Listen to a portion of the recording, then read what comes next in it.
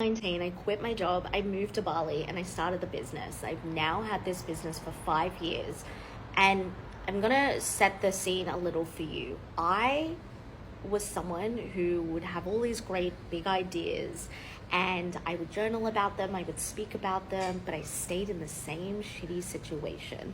I was in a situationship for 3 years. Yes, situationship, not even a relationship.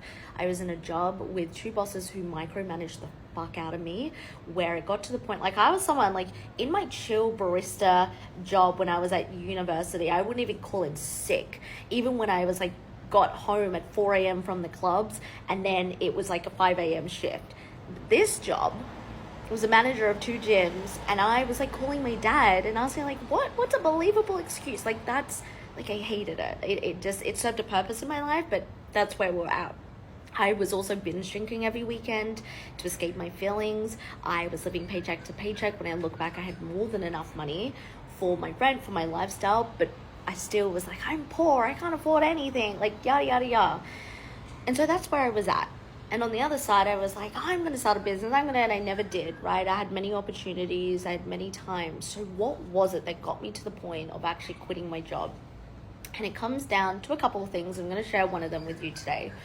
I went over to Bali, and when I came back, and I was like, I should do this. Like, everyone's working on their laptops there. It's a nomadic lifestyle, you know, hashtag Bali life.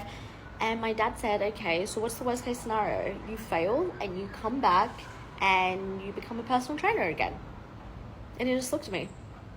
And I was like, yeah, that is the worst case scenario. And he goes, okay, and you're right back where you started.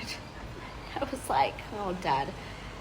And, you know, I tell people this because I know that whatever has come up in your mind as I've been speaking, whether it's starting a business, quitting a job, leaving that relationship, going traveling solo, I know it's scary. I know it's like, oh, what if it's a mistake? Nothing in my life has ever been a mistake and has led right to this moment. Even in that job where I was like burnt out as fuck, it wasn't a mistake. It led me to this moment. And so everything that you are choosing is leading you to something greater and teaching you exactly who you want to be and the life you want to create.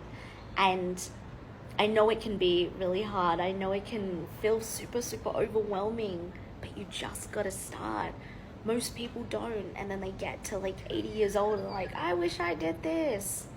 Do it now. You have more than enough time to make mistakes, learn, and start again.